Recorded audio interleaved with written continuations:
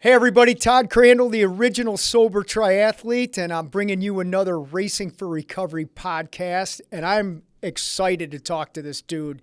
Dan Cleary is joining us today from Los Angeles. How are you, sir? I'm doing good. How you doing, my friend? I'm good. It's nice to meet you. I know we've been exchanging some Instagram messages for a month or so, but it's good to talk to you. Thank you. Thanks for having me. Looking forward to it very much. Okay, we're going to start with some word association. How about that to get this going? Okay. All right, I'll give you a word. You give me the first thing that comes back to you. All right. Tattoos. Many. The Boston Red Sox. My entire heart. Duff McKagan. One of the best ever. Mental health. Important. Music. Difficult. Family. Difficult. And the last one, Jane's addiction. Everything. Awesome. Yeah. Okay. Yeah. So this is going to be good. Let's talk sports, and we'll go with the Boston Red Sox because I've read some stuff about you.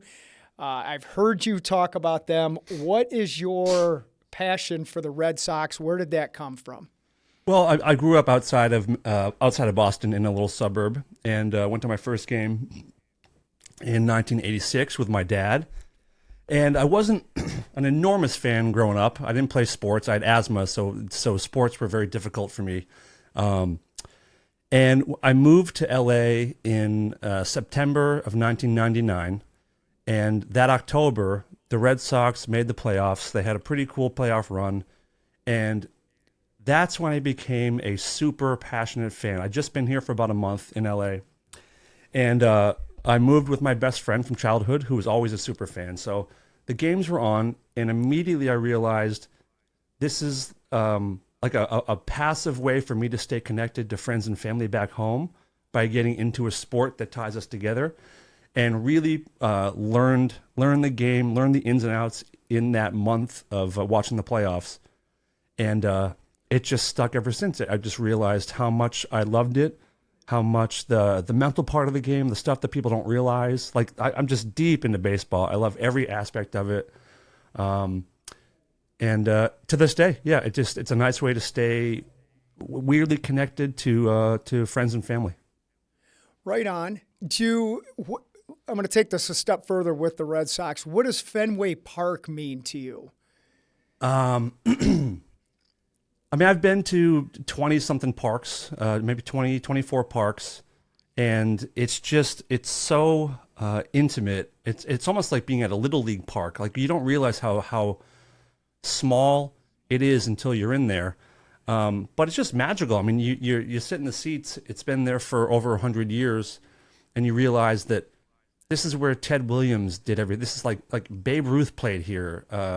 Lou Gehrig and all those games, and Pedro Martinez, and just the amount of history that place has, and how it's like Boston is a wild city. People, East Coasters are, they can be pretty aggressive, and they can be pretty fierce and loyal and great. But when you're at Fenway, everyone is kind of, no matter what your background is, no matter what your political beliefs are, or whatever music you like, or whatever, when you're there for a good game, it's like everyone's sharing one heartbeat. Everyone's just pulling in the same direction. It just feels like you're a pack of wolves, like together. It's nice. It's really like, it's electric. I mean, any good sporting arena is like that.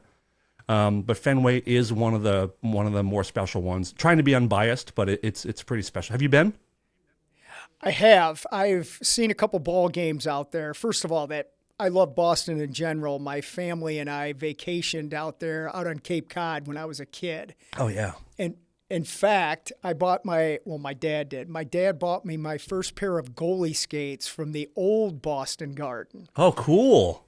And I remember going in there as a kid, I think, 9, 10 years old, and we could go into the pro shop, but I couldn't go in to see the rink at the time, and I was devastated. So Bummer. I never saw the inside of Boston Garden. But yeah, I've seen a couple ball games at Fenway, and I've also seen Pearl Jam and Guns N' Roses at Fenway. Oh, great. Nice. Right? Yeah. So one more question with Fenway. I don't want to make the whole podcast about Boston, but I don't mind.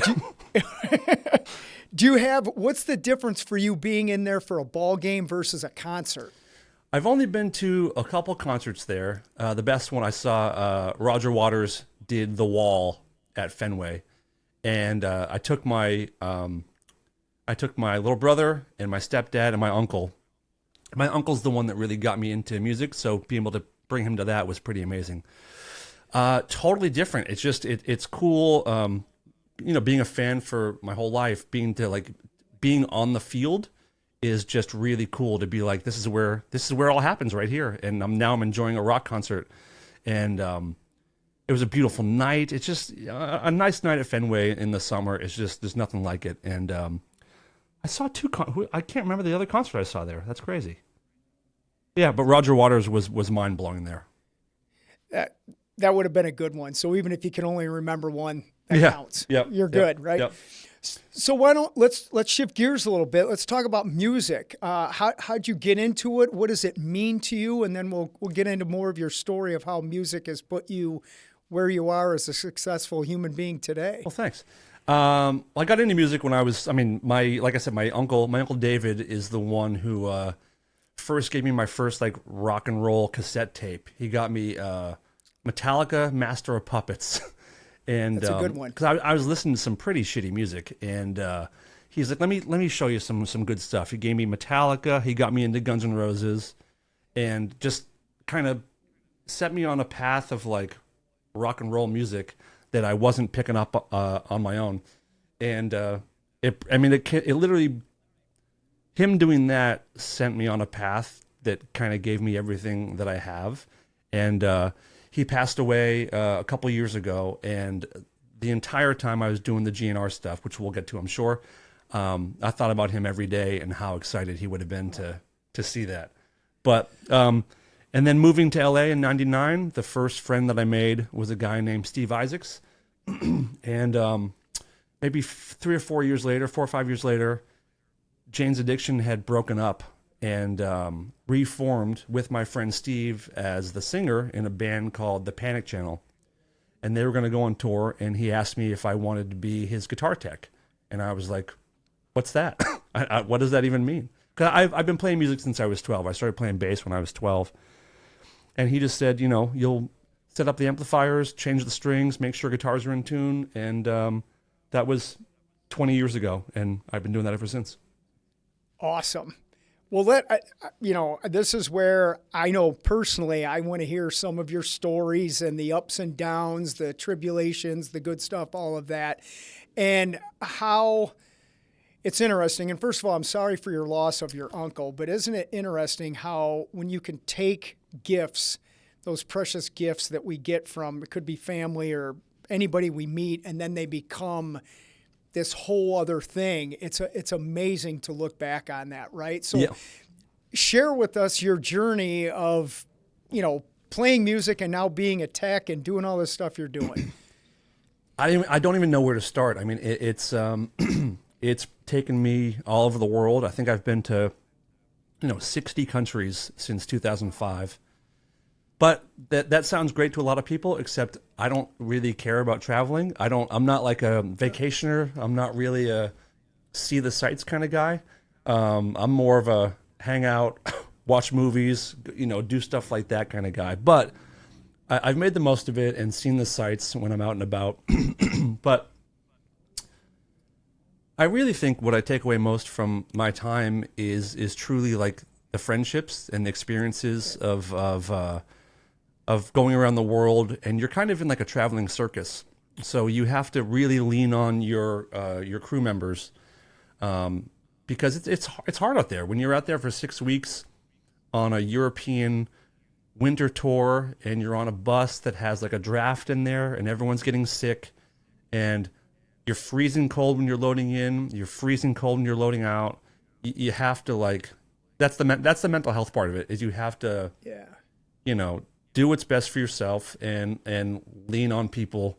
And I kind of make it my job to keep things light with our crew. And I'm supportive, and I want people to laugh. You gotta laugh. I mean, it's such a silly thing that we do for a living.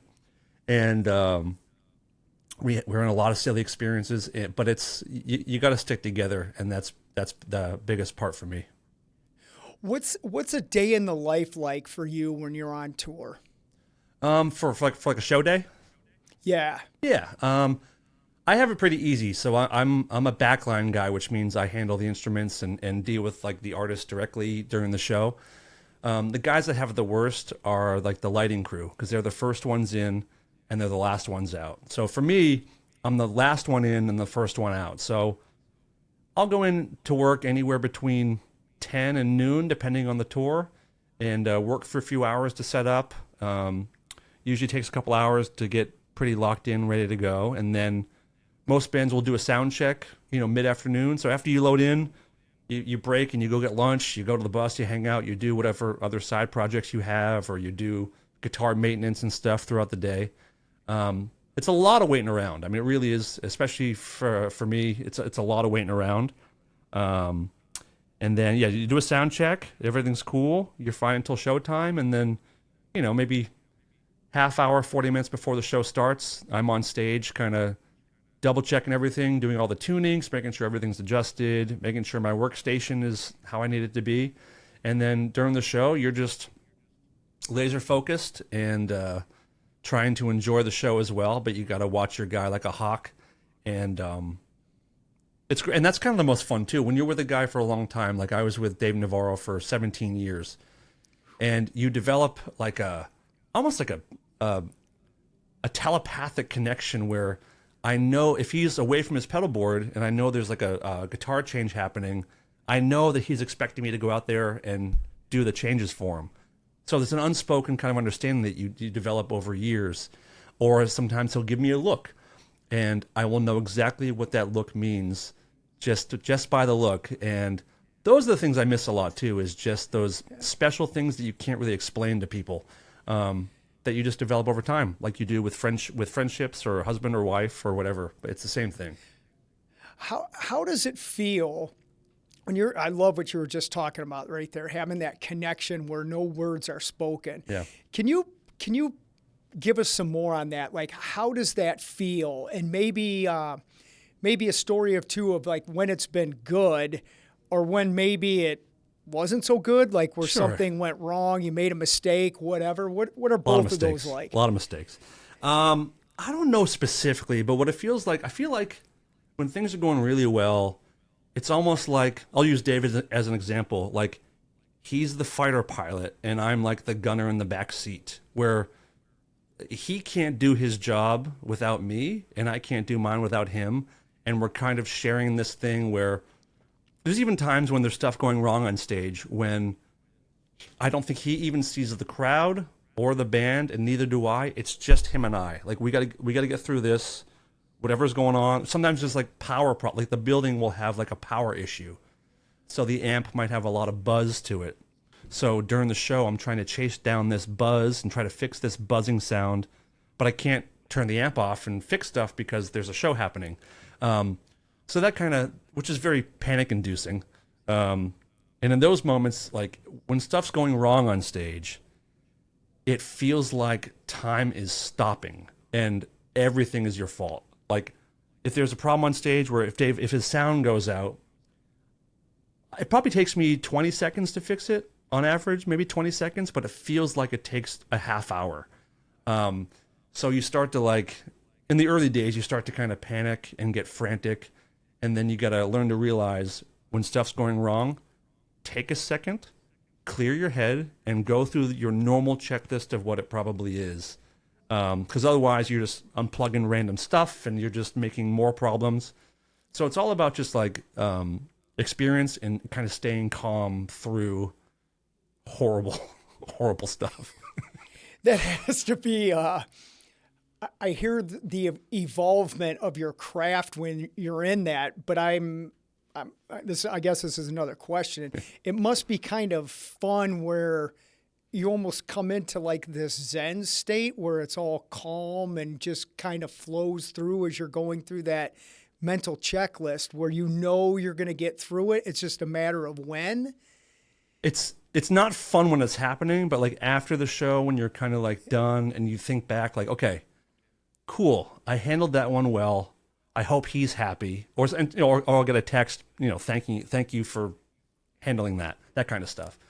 But when it's happening, it sucks. It's the worst feeling when it's happening. But it happens to everybody, and then at the end of the day, you do have to remind yourself, like, it is just rock music. Like it matters to everybody, but like there's worse things in the world to happen to people at work. I come from like a law enforcement family, so my uncle and my cousin, when they approach a car, they don't know that could be the last time they do their job.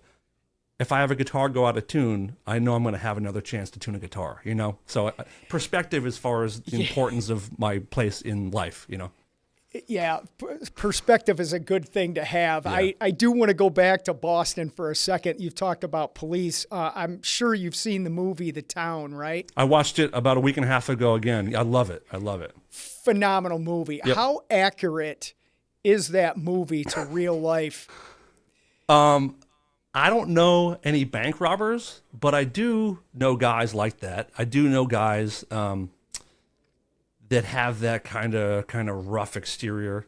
The one part that's most relatable in that movie, and my Boston friends, we always like reference it, is there's a part where Ben Affleck walks in and talks to Jeremy Renner, and he says, "I need your help. I can't tell you where we're going. I can't tell you what we're doing, but we're going to hurt some people." And Jeremy Renner says, "Whose car are we taking?" That is how it works. That is absolutely how it works.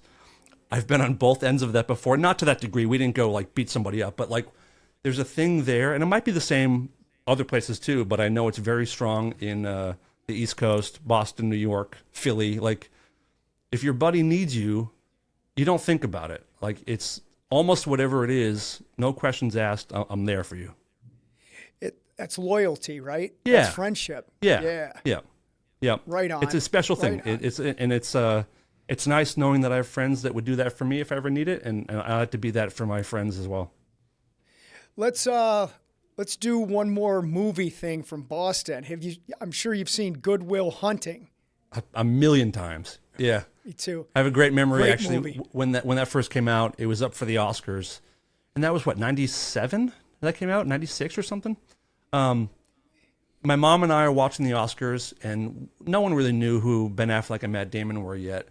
And we're kind of watching the Oscars, my mom and I, and she's like, pay attention to this. This is pretty special. And I was like, why? And she's like, because these guys are from here, and it's really hard to do what they did. And it's like it's good for the state. It's good for the kids around here to know that they can do this kind of stuff. And sure enough, they became Matt Damon and Ben Affleck. Yeah. That's a great movie. In fact, watching that movie is what made me be a licensed professional counselor. No kidding. I was just it's almost watching that movie in the particular scene where Robin Williams and Matt Damon, when he kept saying, "It's not your fault. It's not your fault." The care and the compassion that Robin was given in that movie, it's beautiful. And I'm like, I want to do that. And then years later, I was doing an intervention with a family in New Hampshire. And I said, "Hey, do you guys like Good Will Hunting?" And they were like, "Are you kidding me? It's the best movie ever." So we drove down to Boston, and the scene where Robin Williams and Matt Damon are sitting on that park on the bench. And yes, we sat on that bench, and I'm like, "Oh my God, it's like being in Fenway." It's Sure. like, this is great. Yeah. So that's beautiful. More Boston stuff. So yeah. is that kind of your style? Is that still kind of your style to this day of that Robin Williams character? 100%. Awesome. Very, I'm turning into the old burnout, as Matt Damon refers to him. But yeah, it's just talking to people. You remember that? Yeah, of course. Look at you, you effing burnout. Yeah. Yeah, that's that's me now. It's just, I've gone through it and all that. We may or may not get into it, but just being able to connect with somebody who's having a hard go and battling mental issues and emotional issues, it's a privilege to be able to do that. Thank you. Thank you for the work that you do. I appreciate that, man. That's, and even, I don't know a lot about Dave, but I know he has one heck of a trauma in his background. God, I'd love to talk to that dude someday about that. But when I was asking you about mental health, and yeah, we'll get into the Janes thing, but probably not the way that you're used to talking about it. I'm more interested in what your perspective is on how mental health or a lack of mental health leads to situations that occurred with the band. Can you ask me a more specific question? Yeah, I'm going to do it this way, and I want to preface this too, Dan. Because that can go so many directions. So many ways. Yeah. I'll be more specific, but I do want to say this: I'm not looking for the drama of that story. Oh, that's okay. Because I've told it all. I mean, I did a very long, in-depth podcast about that day and what led up to it. I'm open. I'm an open book. I'll talk about anything, so don't worry about it. Okay. All right. Yeah, because I saw that podcast. I thought it was great, and that helped me to look a little bit more perspective. But let me be specific on that question. Yeah. Let's talk about the rock and roll business, if you will. Sure. And how trauma impacts musicians' mental health that leads to problems. How about we start with that? Sure. I think it's probably something with all artists. Well, not all, but I think first of all, being a human being is a traumatic experience. Let's get that out of the way first, right? I mean, people say I had a traumatic childhood. Well, who didn't really? I mean, growing up and learning who you are and what you want to be and how you want to present to the world, that's hard, and that's hard for everybody. If it wasn't hard for you, then you're very, very lucky. But it's hard, and I think that in my experience, musicians and people who paint or some of the best actors have been through some pretty hard times, maybe harder than others. And I would imagine that music, I know it was for me, becomes like an escape of your home life. And if you're listening to music or playing music, you're not interacting with people that hurt you or bring you down, and it kind of can show you what your life could be, knowing that other people did it. That you can. That goes back to the Matt and Ben thing. Is that you can break out of, the sort of cage that you might be in if you have some kind of skill and a tremendous amount of luck. But I think mental health is very, very rampant in probably all walks of life. You would know better than me, but music most definitely. And I think for a lot of those guys, it gets worse as time goes on, because I've been around some huge stars, and you definitely at a certain point, you kind of stop living in reality. Like you don't live the same life that I do, or that, my friends back home do. Like you're and it's not really even your fault. You've had success. So with success, your life experiences change. Your friend circles change. The car you drive changes. Like your status in life changes. And I don't think you can help but have that sort of affect your brain and the way you perceive the world, the way you perceive yourself. And some guys handle it really, really well. Some guys and gals handle it really, really well, and some don't. Some get caught up in it and spiral out of control. And because the thing is, like, when you are successful in this business, you're surrounded by people that just say yes to you all the time. Like, no one says no. No one really says, like, you can't do that or you can't have that. So you kind of just lose touch with, like I said, with reality a little bit. So I think mental health is a very, very big issue in entertainment for sure.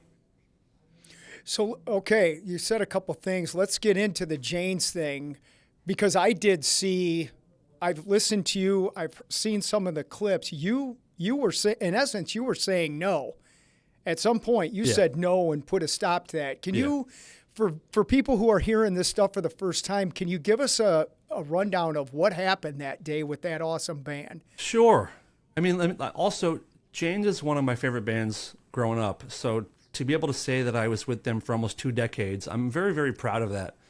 And I'm going to also start by saying that even though I interfered with Perry, I owe him a ton as well. I mean, I do have love for him very much. I mean, I know we're probably not on great terms now, but he's a huge part of why I have the life that I have and the things that I have and my place in this business. I owe everything to those guys. But on that particular tour, it was supposed to be a 10-week tour in the U.S., and it just felt weird from the beginning. Actually, even before the tour started, it just felt strange. There was something was off.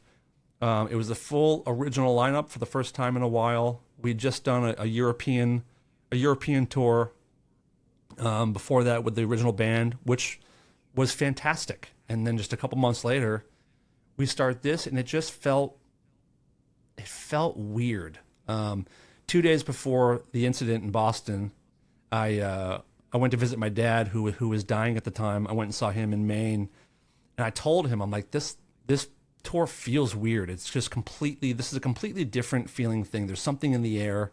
There's something coming kind of from the Perry side. Something was going on. And then 2 days later, that incident happened, and it was all over. But during the show, he just kind of seemed not present. And there was 3 shows on that tour when he just wasn't really with us on stage or something. And it led to him walking up to Dave Navarro during the Boston show and just pushing and punching him. And truly, when I tell you that, like, to this day, none of us know why that happened, we don't know why that happened. There's never been an explanation. I don't know. I don't know what to tell you, but I saw when Perry was walking towards Dave, he had a different look in his eyes. And before he even did the shove, like, I clocked it, and I got into kind of protective mode already. And when the initial shove happens, it's all on video, people can look it up, but when the initial shove happens, I started walking out there, and right after he threw the first punch is when I kind of intervened and kind of grabbed him by the arms and just said, stop, like, stop. And he just kind of looked crazed. I hadn't seen that look in his eyes before, and I've spoken to him 1,000 times. We've toured the world together. I played, I worked for Porno for Pyros. I worked for Kind Heaven Orchestra, which I even played in that band with him. So we've spent a lot of time together, and I'd never seen that kind of thing before. But when he approached Dave and when that whole thing happened, like you touched on Dave's past, he's been through a lot. His mom was murdered when he was a teenager, and I felt like somebody was picking on a kid in the schoolyard, or like someone was messing with, like, my little brother. Even though Dave is older than me, in that moment he felt like my little brother, and I just wasn't gonna let him be left hanging in that situation. And it was just, there wasn't thinking, it was just reaction. But very strange and very, very sad. I hate the way that it ended. I think about it all the time. That band had bigger plans. They had a few years of a plan together. And it just sucks for the fans, people that wanted to see the original lineup, and it's just embarrassing for it to end that way. But everyone's pretty sad about it. Sad is a pretty good description of that. When I was watching it, and again, listening to you and researching you and stuff, I thought, and when you specifically were talking about that crazed look in his eyes, my mind goes to what is happening, or what happened that is bringing this out in a guy who's an awesome talent. Awesome. From everything you've said, a great human being. He's friends with those guys in very the band. Generous. It's like, him and his wife, I mean, over the years have been so generous to me and so kind to me. And I'm sad that I've kind of lost that with them. Yeah. Well, I hope somehow that comes back. I don't think so. Yeah. At this point, I don't think so. I like keeping good energy. Who Me too. knows, you know? I'm open to Yeah. it. I'm not expecting it, but I'm open to anything in life at all times. There you go. Yeah. Let's talk about Duff McKagan, and then Yeah. let's get into some UFO stuff. How about that? Great. So what about Duff? Good guy. Truly, there's a few guys that I always talk about in the business being just like the best of the best, and Duff is like right up at the top of that list for the kind of success that he's had from a young age. It's hard to find someone that down to earth and that just he's so cool. He's so funny and friendly, and there's on some tours, some artists definitely want separation between the band and the crew. They want like subordinates, and they want that kind of like, I'm here, you're here. Duff sits down at the catering table with the merch guy or me or whoever and converses with everybody about everything. There's no separation with him, and he's just a kind, considerate person. And going back to Boston sports, for the last 20 years of knowing him, there's been a lot of Boston championships, and Duff consistently is the first person to call whenever the Red Sox or the Patriots win a championship. So, and by the way, his team, the Seahawks, just beat my Patriots on Sunday, and of course, he was the first call that I made to congratulate him. I love it. I wondered how, I know he likes Seattle and is from there and everything. And when the Pats lost the other day, I was like, I wonder how Dan's feeling. I'm thrilled for him, and I'm thrilled for all my Seahawks fans. And, I've been blessed to be a Patriots fan in the last 25 years for sure. I didn't realize the Patriots, they've lost 6 Super Bowls, but they've won 6 as well. Have they lost 6 now? They lost 6 because I saw, that's why that number comes out. I just saw that they've lost 6. Okay. And I think the first one was against the Bears when the fridge 85, 86. Yes. Yeah. But I didn't realize it was 6. Yeah. They won 6. And Tom Brady won 6 of them. And I was at one of the losses. I was at one of the Super Bowl losses. So I saw something very, very rare. I saw Tom Brady lose a Super Bowl, which is more rare than seeing him win one. True. Yeah. Which one was that? The second one against the Giants in Indianapolis. Okay. So Jane's Addiction was booked to play like a Rolling Stone party at the Super Bowl, and we didn't know that the Patriots were going to be in it. And then when they got in it, I freaked out. I said, I'm going to be in the proximity of the Super Bowl that the Patriots are at.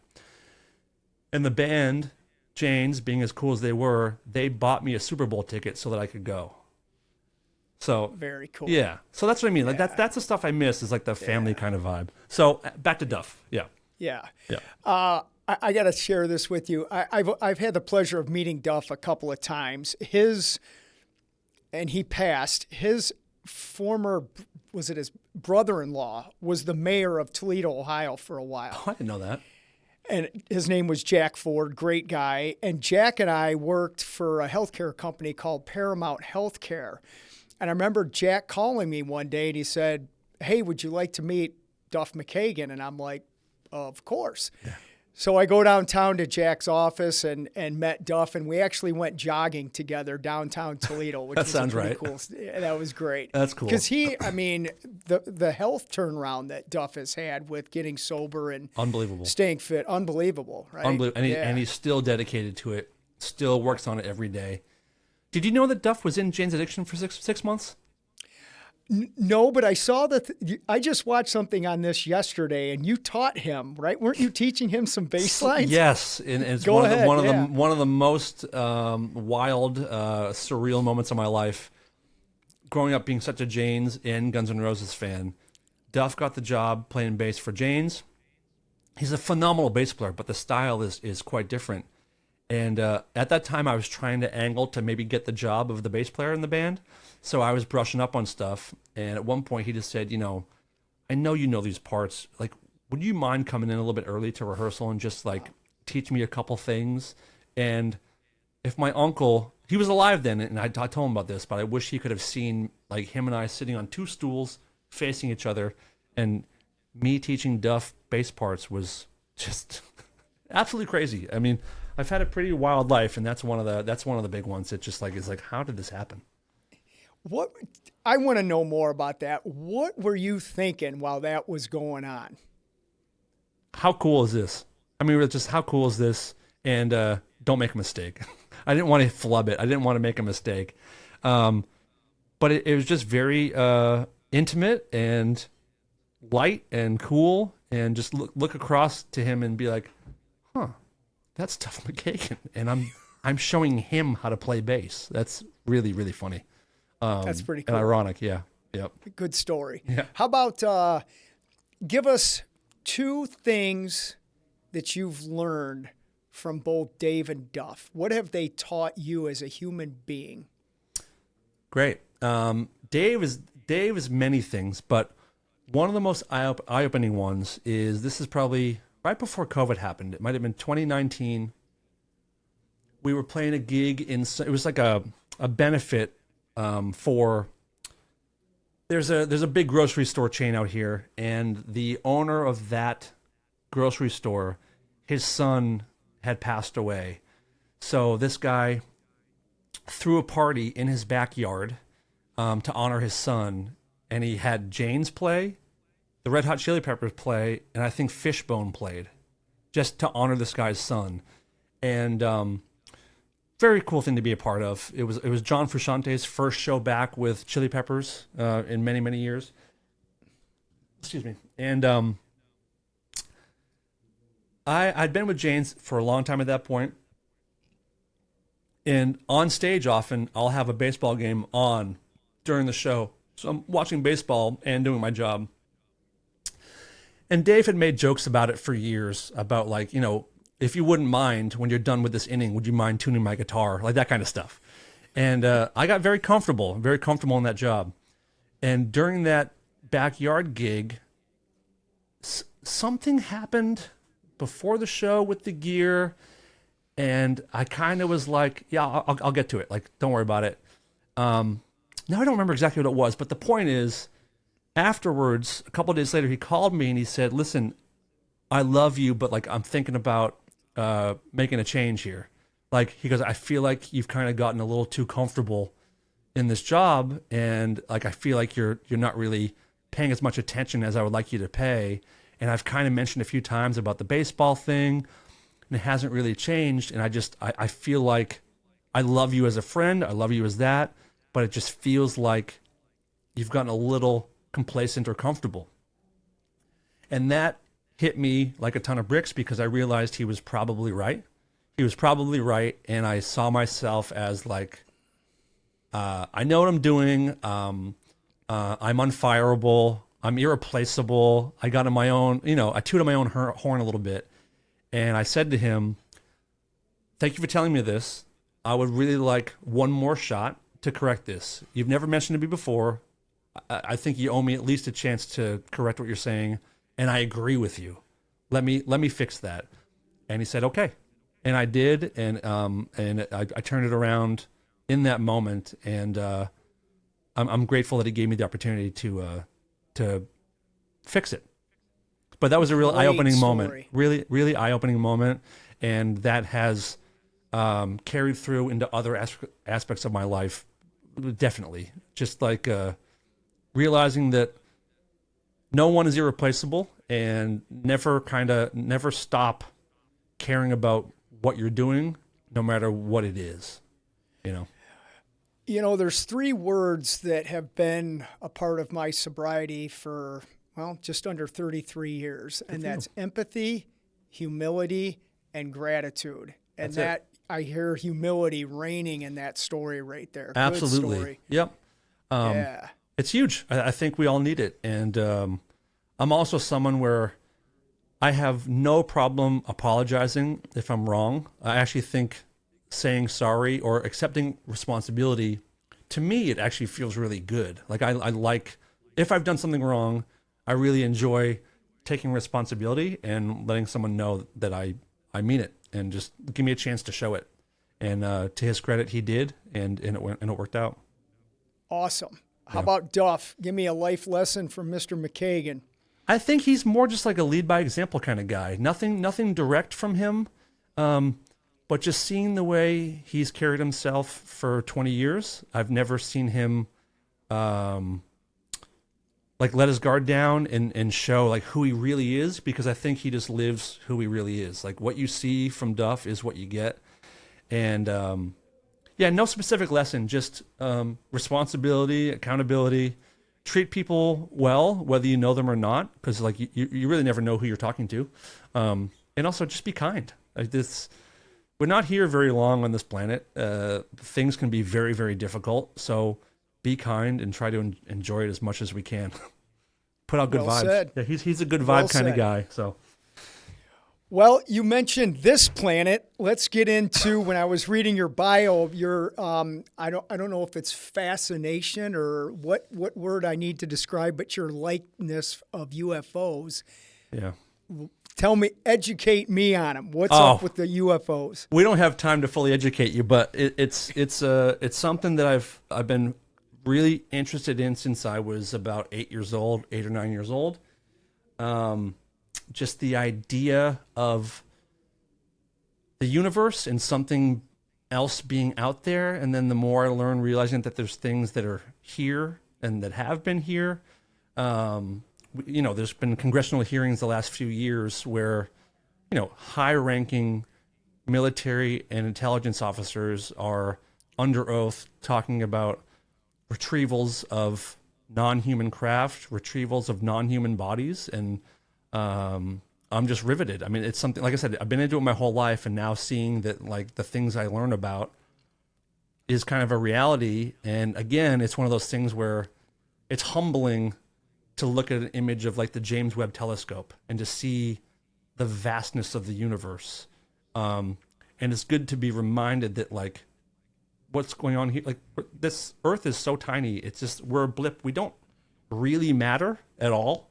And it's kind of like, it takes the pressure off of like, if you make a small mistake, it's not a big deal, because let's just look at the universe. Like we're insignificant in the best of ways, if that makes sense.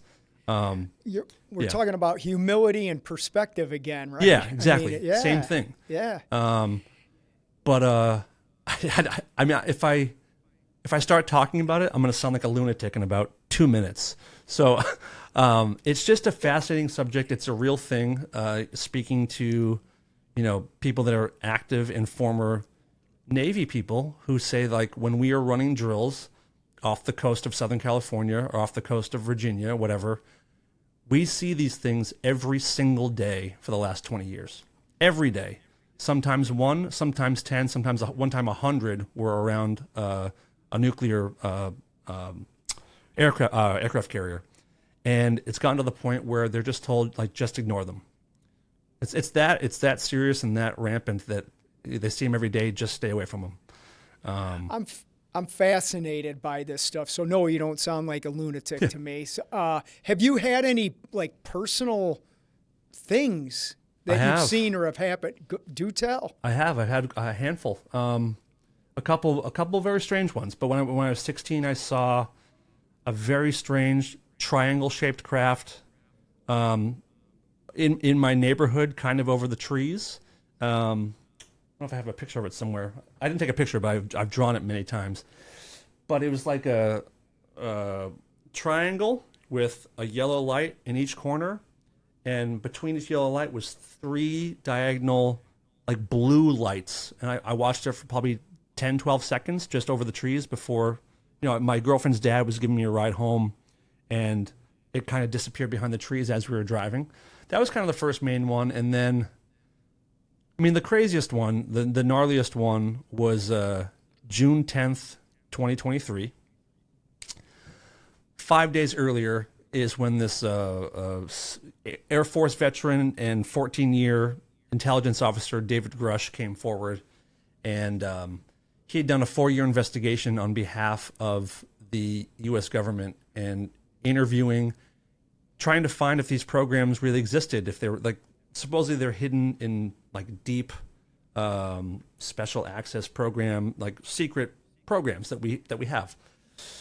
And he talked to 40 people, confirmed all these things, and an article came out where he explained that he'd learned about, crash retrievals and bodies and things. So that kind of reignited a little bit of my fire since I was a kid. So I started listening to a bunch of podcasts again and rewatching a bunch of old interviews that I'd watched as a kid. And I've heard for years that like consciousness is a big part of whatever the UFO thing is. It's something to do with consciousness, some kind of connection between consciousness and whatever the phenomenon is. So my wife and I had a date in San Diego, and we drove home, and she was going to go to bed, and I was hungry, so I went to a diner not far from where I live. And I'm eating, I'm listening to a podcast just about UFOs and interviews and things. And I decided to go sit in my car and try to meditate for kind of the first time in my life where I really tried to do it. My wife meditates all the time. I get too bored or I fall asleep. I don't have the concentration for it. So I'm sitting in my car. I close my eyes. It's completely silent. I'm completely sober. No edibles, no nothing. I've never been drunk, but no edibles or anything. I'm totally sober at this point. And I close my eyes and I start imagining, it sounds so silly, but I started imagining my thoughts going across the universe, whatever that means.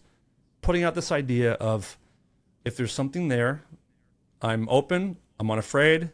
If you'd like to show me something, I'd like to see it. I would like to kind of start this conversation. I'm interested.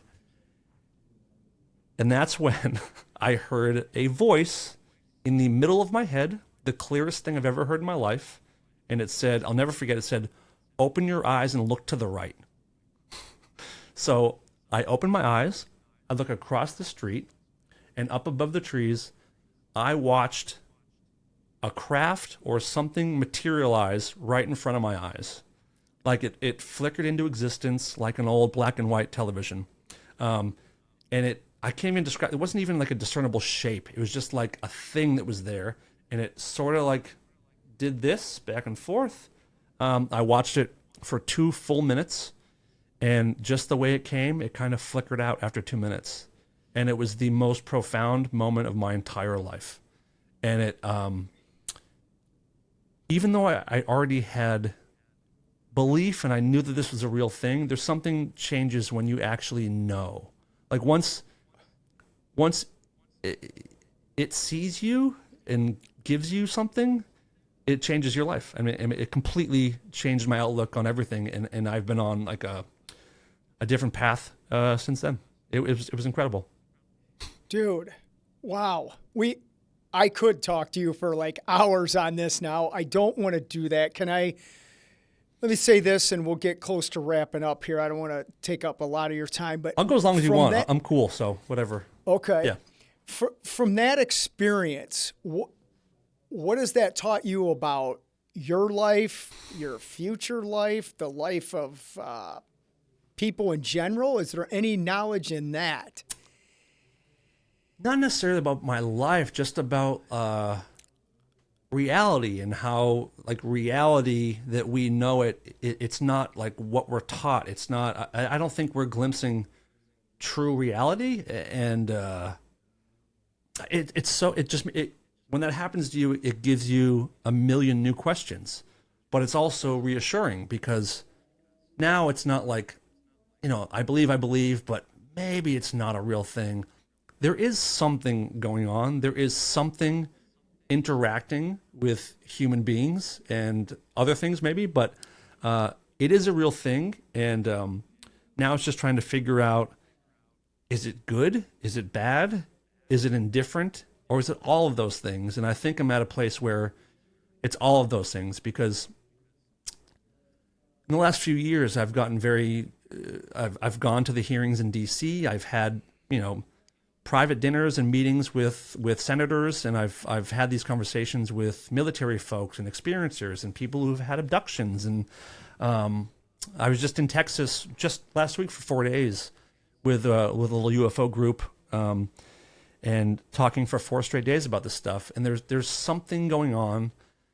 No one seems to know where exactly they come from, and there's multiple options, but it opens up the aperture to what the world and the universe and reality is, and makes you wonder, like, what is what is our place as humans in the universe? Like, what are we here for? How can we contribute? And then just also when you get into this, and one thing you learn right away is that whatever they are very, very, very concerned with us having nuclear weapons. They are always around nukes. They're if you build a nuclear power plant, they're there when you are building it, and they are, the moment it becomes operational, they are there the first day. They're seen the first day every time. If you take a nuclear sub out in the ocean, they're there. If you take a nuclear battleship, they're there. So there's some kind of connection to nuclear. So it really makes you realize that we're not doing things right on this planet, I think. And we're too focused on violence and destruction and self-defense. And we have a lot of work to do if we're ever going to contribute outside of this planet. Dan, I knew I was going to enjoy talking to you, and you just gave me a big bonus in that stuff right there. Lovely how you said that. I couldn't agree more. Thanks. I haven't had any experience like that, but I love your energy and your vibe with that. Right on. Thank you. What are your thoughts on the topic? You ever seen anything? I haven't. Mm-hmm. I'm open to anything. Mm-hmm. You know, when somebody tells me anything, I'm like, okay, because who am I to say, no, that didn't, or you're crazy. I don't have that power. I don't think I have that right. So I'm open to learning. I love learning, and I love doing. So I would be, well, I was going to ask you this question. I'll just make a statement with it. You know, if I had an opportunity to like hang out with one or go somewhere, a quick blast somewhere, I'd do that. And I'm sure you would too, right? Yeah. I think so. 9 times out of 10. I mean, there's some scary, dark aspects to it, for sure. But how do you pass up taking a zip around the galaxy? Right. You know? Yeah. I'm riveted by it. Yeah. And that's where most of my work is going, is kind of that direction.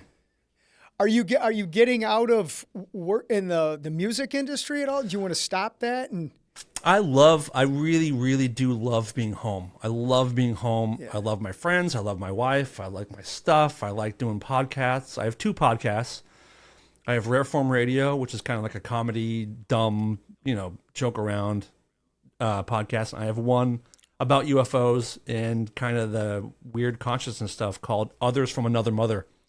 And been doing a lot more work with that, and I love touring. It pays great. It's cool experiences, but I love being home more. So if there's a way for me to stay home and pay bills, that's what I would love to do. Right on. Yeah. Cool. Do you have a favorite comedian, dead or alive? Ooh, all time. Geez, there's a handful. I'll rifle off a few. Eddie Murphy, Richard Pryor, Bill Burr, Louis C.K., Sarah Silverman, Ricky Gervais, all those guys. Yeah, I love comedy. Love comedy. Yeah. Even like Paula Poundstone from the '80s. I loved Paula Poundstone and those kind of. I've never heard of her. Oh, if you Google her, you've probably seen her. Okay. Yeah, you've seen her. She a lot of jokes about cats. You mentioned Ricky Gervais. Holy cow, man! He's something else. That dude. He's something else. Yeah. He's pretty cutthroat when it comes to going after Hollywood, which I love. I love it. Yeah. He's brutal. Oh, Dave Chappelle. Dave Chappelle, of course, is just one of the best ever. He's more like just incredible. What about you? Well, Dave's from Ohio. He is. Yeah, what part of Ohio? Is it Columbus? I don't know exactly, but he has a house and a little club there, or stage he does shows at his house, I think, right? Yeah. Yeah, he's one of the best. Let's see, comedy. I agree with you. Richard Pryor, Eddie Murphy. I like Sebastian Maniscalco. Oh, he's great. Yep. Yep. Nikki Glaser. Wonderful. Yes. One of the best things I ever went to in my life was I went to the taping of the roast of Tom Brady for Netflix. Dude, I just was going to bring that up. You were there for that. I was there. Yeah, me and my Boston buddies, we went, and it is in the top 3 live things I've ever been a part of. It was so fun, and everyone was so funny, and yeah, that was a really, really cool thing to be at. How do you think, Tom? What do you think was going through his head when that was going Which on? part? I mean, he got lambasted out there. I know he had a tough time with the Giselle wife jokes, but Yeah. you can't say yes to a roast and not expect they're gonna go as low as possible. And boy, did they go low. Yes, they did. Yeah, they did. Yeah, I it was was great. like, oh my God. Yeah, Yeah. but laughter is a beautiful thing. It's most important. I really think it's such a cliche, but it really does heal all things, and it's the great unifier. Who doesn't like to laugh? If you don't like to laugh, you're a psychopath. Right. But there's nothing better. So I try to bring that and do that as much as I possibly can. Right on. Yeah. Are there any questions you want to ask me? I've been grilling you all day. So whenever I like get asked to do stuff like this, and I'm not familiar with the person, I like to not look at it. I like to go in completely blind. So, what got you into this, and how long you been doing this show for? Like, what is your story? Wow, because you're like me. I look enough to have a conversation, but I don't write a bunch of things down. I do it off the cuff, and I think it went pretty well I had a blast with you today. I appreciate it. But my story is, suicide of my mom from drugs and alcohol when I was a kid.